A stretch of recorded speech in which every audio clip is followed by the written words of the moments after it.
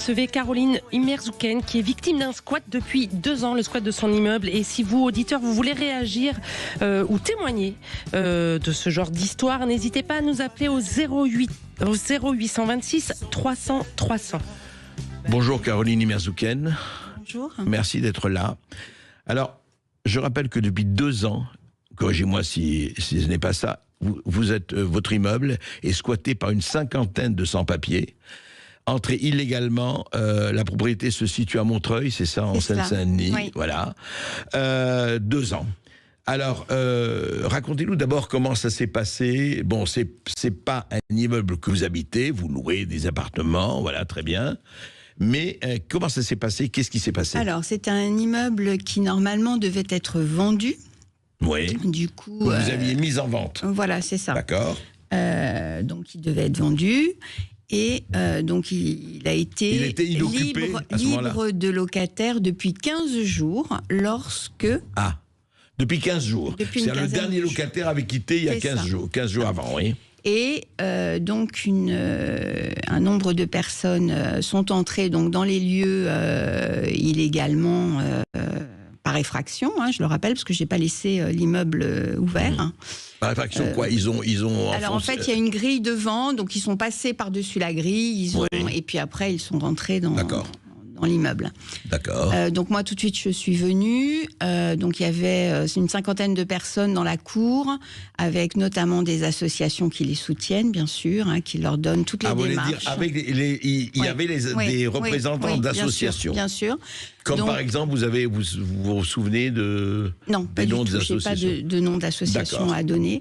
D'accord. Mais voilà, je sais qu'ils sont soutenus par des associations. Non, mais ils étaient présents quand vous êtes venus. Tout à fait. D'accord. Donc j'ai voulu rentrer, ils m'ont refusé l'entrée, ils m'ont dit que je n'étais plus chez moi, que maintenant ils avaient élu domicile à cet endroit-là et que je ne pouvais plus rien faire. Donc moi, ce que j'ai fait, j'ai été porter plainte au commissariat. À Montreuil. À Montreuil. J'ai saisi, alors c'était un dimanche, donc le lundi matin, j'ai mandaté un huissier pour qu'il aille faire un constat, qu'il a fait. J'ai pris un avocat et on a demandé un référé au tribunal de proximité de Montreuil pour que ce soit accepté et pour que ça aille vite. C'était quand ça? Ça, c'était fin juin, enfin, je veux dire, tout de suite après. 2022. 2022. Voilà, ils sont rentrés 2022. Le 12 août, voilà, le constat a été fait le 13, j'ai mandaté le 14 l'avocat, le 16 ou le 17, le référé a été demandé. Donc, une première fois, il a été repoussé, ce référé. Donc, on était passé début juillet, on est arrivé au mois d'août 2022. Le référé a donné sa décision, expulsion, puisque, bien sûr, la justice m'a donné, entre guillemets, raison. Oui. Avec tout un tas de procédures qui sont légales, mais qui font qu'on obtient des délais. On est arrivé très rapidement à la trêve hivernale, puisque la trêve hivernale, c'est fin octobre. De octobre à avril, je crois que c'est ça, voilà, la trêve hivernale. Donc, octobre, vous ne pouvez pas expulser quelqu'un. On ne peut pas expulser. Donc, expulsion décalée. Entre-temps, ils demandent des délais d'expulsion au tribunal. Les squatteurs, ils demandent en fait, un délai d'expulsion. En avril, donc, 2023. Ils obtiennent un délai jusqu'en décembre 2023. Du coup, forcément, c'est trêve hivernale. Mais moi, j'ai quand même fait appel de cette décision parce que je ne trouvais pas normal qu'on leur accorde un délai d'expulsion.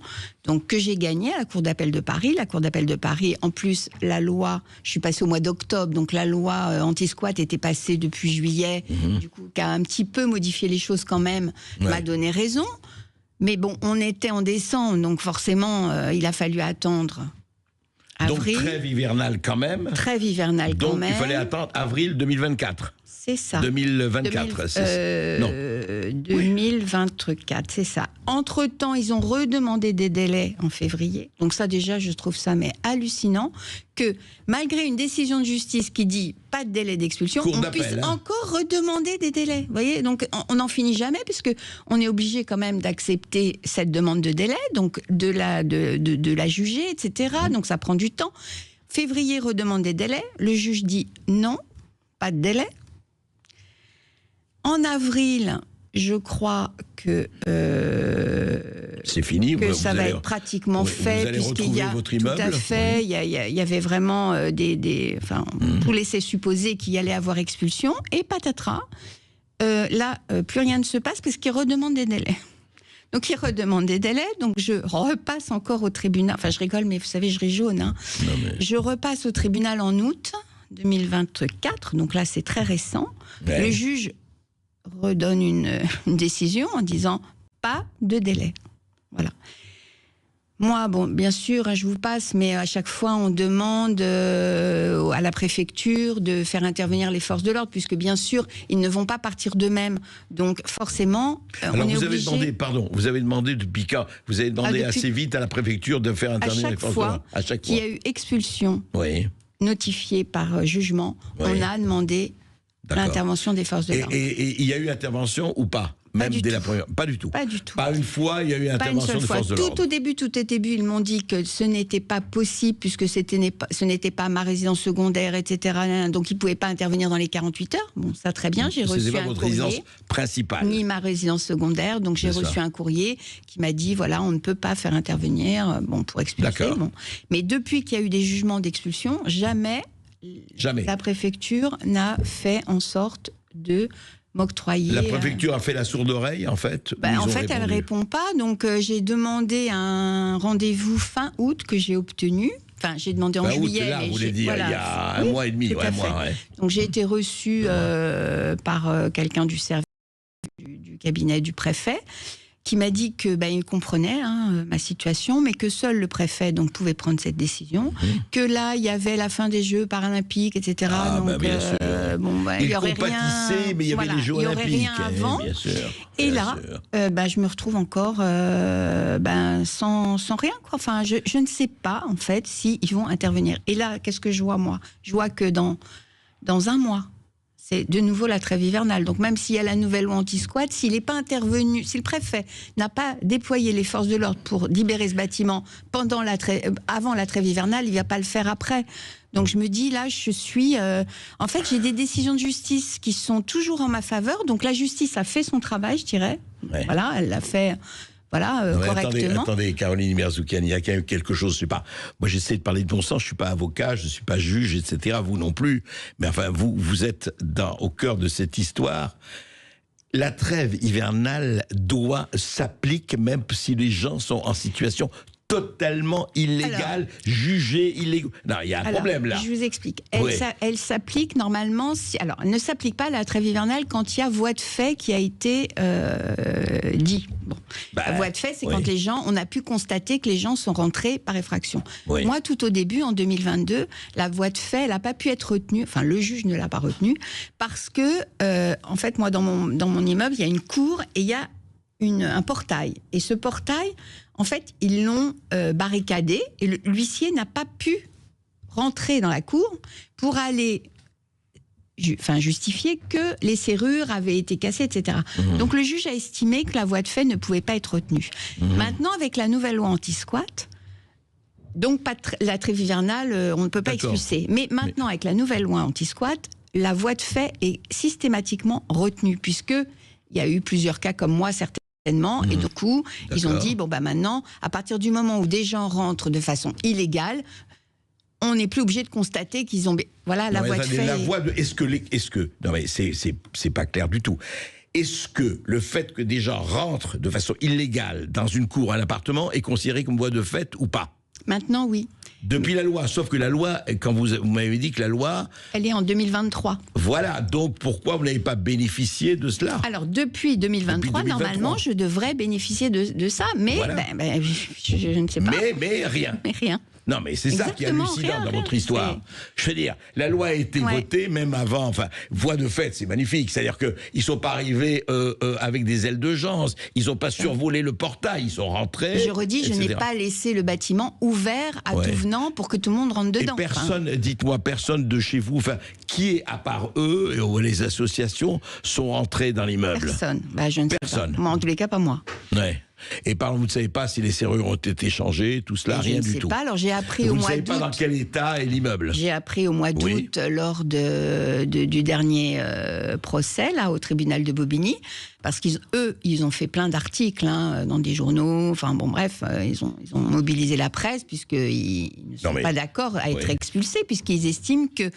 Mais ils estiment quoi alors ils estiment qu'eux, ils ont le droit au logement. Pardon ? Ils ont un droit au logement, ce qui est vrai, mais si vous voulez, le droit au logement passe au-dessus de mon droit de propriété pour eux. Donc, ils ont le droit d'être là. Pardon, car on n'est pas seulement pour eux. Apparemment, en tout cas, écoutez, moi, si je vous écoute, en vous écoutant, pardon, le droit au logement passe après le droit de propriété. En tout cas, dans votre cas, c'est le cas. Oui, mais aujourd'hui, jusqu'à aujourd'hui. Pas dans les faits. Si, la preuve, vous pouvez pas rentrer chez vous. Oui, je veux dire, moi, si je regarde objectivement, si je regarde objectivement les faits, le droit au logement aujourd'hui, dans votre cas, mais je crois que vous n'êtes pas la seule, passe après le droit de propriété. C'est-à-dire que moi, j'arrive quelque part, je n'ai pas de logement, c'est effectivement le droit au logement, moi je suis tout à fait pour, très bien. J'entre chez quelqu'un, un appartement, il n'y a pas, je m'installe, droit au logement. Parce que c'est ça que vous êtes en train de me dire. Oui, c'est ça. En fait, moi, ce que je comprends pas, c'est que la France laisse rentrer... Enfin, bon, il y a des personnes qui sont sans papier qui rentrent en France. Bon, voilà. Que la France accepte de les garder. C'est comme ça. Mais que après... On nous substitue, nous, propriétaires, si vous voulez, à l'État qui doit leur fournir normalement un logement. Parce que là, en fait, ce qui se passe, c'est que la mairie me dit, madame, nous, on ne peut rien faire. La mairie de Montreuil, oui. La mairie de Montreuil. Pourquoi ils ne peuvent rien faire, vous disent-ils ? Alors, ils me disent qu'ils ne peuvent rien faire, que c'est à la préfecture de faire. Mais je vous redis encore, quand j'ai été au tribunal au mois d'août, j'ai découvert tout un tas de documents pour soutenir donc ces personnes qui sont rentrées chez moi, donc sans droit ni titre, bien sûr. Et j'ai eu connaissance de courriers de la mairie, de politique, enfin, etc., de tout un tas de gens, des professeurs du collège qui disent que les enfants doivent finir leur scolarité, enfin, etc., etc. Donc, bon, très bien. Mais je ne comprends pas pourquoi c'est à moi de loger ces personnes. Si vous voulez. Pourquoi la mairie qui doit avoir des immeubles ne donne pas... La mairie me dit ce n'est pas moi, et ce qui est vrai, c'est à la préfecture de faire en sorte de reloger ces personnes. Encore une fois, une chose est le droit du logement, une chose est les gens illégaux ou pas, ça se discute, d'avoir des logements ou pas, et que fait la politique de la France en matière d'immigration, c'est une chose, mais là, le droit de propriété, vous savez, c'est inscrit dans la Déclaration des droits de l'homme, c'est inscrit dans la Constitution. Ah oui, je sais bien. À partir du moment où vous êtes légalement propriétaire et qu'on prend votre, qu'on occupe votre bien. Donc aujourd'hui, à l'heure où on parle... Alors en plus, moi, dans mon squat, c'est un squat un peu sensible parce qu'il y a des femmes et des enfants. À partir du moment où il y a des femmes et des enfants, Non, mais je comprends. Mais qu'il y ait une situation, ce que je ne comprends pas dans l'histoire, encore une fois, c'est pas un problème humanitaire. Qu'il faille les loger et il faille les enfants, très bien. Oui. Mais la mairie et la préfecture n'ont pas des espaces. Enfin, c'est leur problème, je veux dire. C'est ce que je dis depuis un petit moment maintenant, que ce n'est pas à moi de loger ces personnes. Oui. J'ai une question. Et là, justement, vous êtes la propriétaire, donc vous êtes responsable de cet immeuble. S'il y a un accident... J'ai découvert encore au mois d'août qu'ils ont monté un mur. Sans autorisation, bien sûr, dans l'immeuble. Enfin, alors, je ne sais pas exactement où, mais ils ont monté un mur pour séparer les espaces. Donc, comme je dis, si le mur s'effondre, ou je ne sais pas, c'est moi qui irai en prison, c'est personne d'autre, puisque c'est moi la propriétaire. Donc, je trouve qu'on marche sur la tête parce que moi, j'ai essayé de tout faire dans les règles, c'est-à-dire de respecter la loi, de saisir la justice. Voilà, la justice me donne raison. Et puis, au bout du compte, je suis toujours dans la même situation. C'est-à-dire qu'aujourd'hui, Caroline Imerzouken, vous ne savez toujours pas ce qui va advenir, vous n'êtes toujours pas rentré dans votre propriété, rien. Rien. Et que dit votre avocat? Il dit on va continuer, on va obligé de continuer jusqu'à la prochaine trêve hivernale. C'est ça, donc voilà. Et la trêve hivernale, elle commence quand? C'est dans un mois, là. C'est à partir du 1er novembre. Et il vous dit qu'il n'y a aucune possibilité, avant la trêve hivernale, de je n'ai rien, ouais. je n'ai pas de nouvelles, je n'ai rien. Malgré un rendez-vous fin septembre. Est-ce que vous avez juste... Est-ce qu'il n'y a pas... Alors je pose la question, peut-être naïvement. Il y a des associations, et c'est très bien pour protéger ou pour les sans-papiers, pour les illégaux. Il n'y a pas d'association... Alors je n'en ai pas trouvé. Vous avez essayé de... J'ai cherché un peu au début, mais franchement, j'ai rien trouvé. C'est très intéressant. Donc, non, je vous lis ça, auditeur Sud Radio. Je ne sais pas s'il y a l'association de propriétaires, je ne sais pas non plus. Mais enfin, c'est intéressant de voir quand même la situation de ce point de vue. Mais voilà, si vous voulez, à partir du moment où vous faites tout ce qui est en votre pouvoir pour essayer de récupérer... Vous faites confiance à la justice et aux lois de votre pays. Exactement. Exactement. Alors, je le redis, la justice, elle a fait son travail. Enfin, je veux dire, elle m'a donné raison. Une fois, elle a octroyé un délai, mais qui a été cassé par la cour d'appel. Pardon. Voilà. Vous dites que la justice avait son travail, c'est sympathique et c'est bien. Mais attendez, quand c'est pas exécutoire, ça sert à quoi?